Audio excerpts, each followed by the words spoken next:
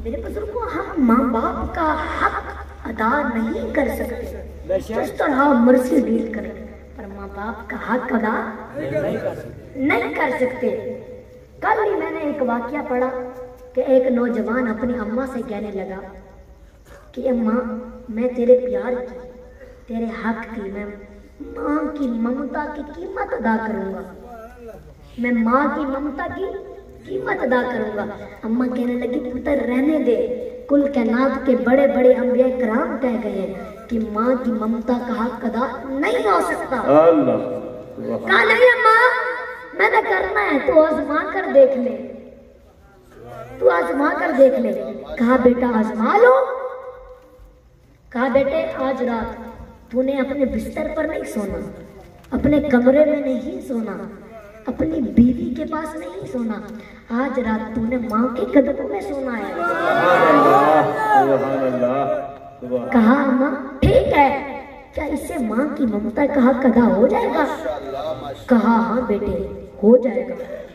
रात को बेटा सोया, हशाश विशाश सोया। अम्मा कहने लगी बेटा सो गए?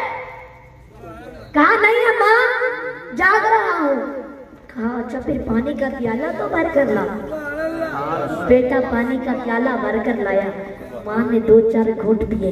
जो प्याले में पानी बचा था, माँ ने ना वो पानी बिस्तर पर फेंक दिया। कहाँ फेंका? बिस्तर पर फेंक दिया। कहने लगी यहाँ सो जा, गौर करना। अम्मा कहने लगी यहाँ सो जा। कहा अम्मा गीले बिस्तर पर लिटाएगी? सीना पर लिटाया करती थी। कहा बेटे तूने हक अदा कर रहे हैं, सो जा। बेटा लेट गया। रात थी, दिन का थका हुआ था। वो कहते हैं ना कि नींद तो सूली पर भी आ जाती है, उसे गीले बिस्तर पर नींद आ गई। थोड़ी देर बाद अम्मा कहने लगी बेटा सो गया? कहा नहीं अम्मा, तेरा हक अदा करने का इंतजार कर रहा हूँ। कहा अच्छा फिर मुझे पानी पिला। बेटा फिर पानी का बर्तन भर कर लाया। अब जो बिस्तर पर थोड़ी खुश्क जगह बची थी, सूखी जगह बची थी, माँ ने 2 घूंट पिए और पानी खुश्क जगह पर, सूखी जगह पर फेंक दिया और पूरा बिस्तर गीला कर दिया। बच्चा कहने लगा माँ समझ नहीं आ रही कि ये कैसा हक है। कहा बेटा लेट जा, तूने हक अदा करना है। जब रात के 2-2:30-3 बज गए, बच्चा खराटे मार मार कर सोने लगा, बेखबर होकर सो गया। अम्मा ने फिर हिलाया, अम्मा ने फिर हिलाया। जल्दी जल्दी डर कर उठा और कहने लगा अम्मा क्या मुसीबत है? और माँ को देखकर ये ना कहा करो कि मुसीबत आ गई, बल्कि माँ को देखकर मुस्कुरा दिया करो कि खुदा की रहमत आ गई। कहा बेटे तूने हक अदा करना है। कहा करना है। तीसरी मर्तबा माँ ने उठाया, गुस्से में बौखला गया, बहुत गुस्सा आया। कहने लगा माँ ये क्या हक की बात कर रही है, सोने भी देगी कि नहीं? कहा नहीं बेटे तूने आज जागते रहना है, सोना नहीं है। कहा अम्मा ठीक है, फिर मैं सोता ही नहीं। चौथी मर्तबा माँ कहने लगी कि पानी का बर्तन भर कर ला। बेटा पानी लाया। माँ ने 2-4 घूंट पिए और पीने के बाद माँ ने पानी बिस्तर पर नहीं फेंका, चारपाई पर नहीं फेंका, बल्कि माँ ने बचा हुआ पानी बेटे के खुश कपड़ों पर फेंक दिया। अब बिस्तर भी गिला, कपड़े भी गिले। अल्लाह अकबर। प्याला जमीन पर फेंक कर कहने लगा अम्मा मेरी बीवी ठीक कहती है कि तू पागल हो गई है, पागलों का इलाज कोई नहीं। कहा बेटे मैंने तेरे कपड़े 1 मरतबा गिले किए, मैं पागल हो गई। तू 2.5 साल तक गिले करता रहा, मैंने तो तुझे कभी पागल नहीं कहा था। 9 महीने मेरे पेट में रहकर मुझे दर्द देता रहा, मुझे तड़पाता रहा, तुझे तकलीफ ना हो। नीचे नहीं बैठी, मैंने पेट नहीं दबाया, उल्टी होकर ना गई ताकि मुझे नुकसान ना हो जाए। डॉक्टरों ने कहा कि ये खाना छोड़ दे, बच्चे के सीने पर रेशा पैदा हो जाएगा। बच्चे मैंने तेरे लिए ठंडा खाना छोड़ दिया, मैंने तेरे लिए गर्म खाना छोड़ दिया।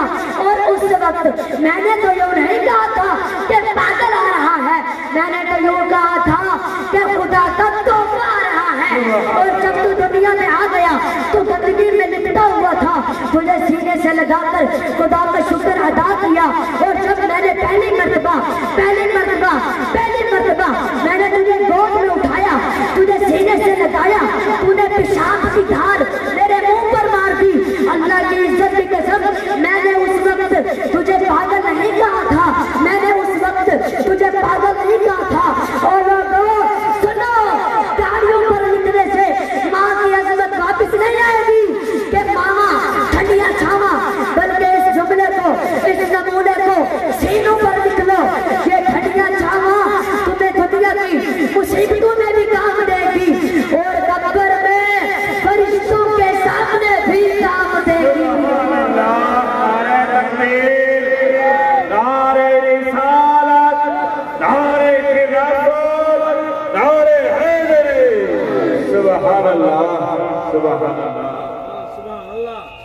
वो लोगों, गाड़ियों पर लिखने से माँ की अजमत वापस नहीं आएगी कि मामा ठंडिया छावा, बल्कि इस नमूने को, इस जुमले को सीनों पर लिख लो कि मामा ठंडिया छावा।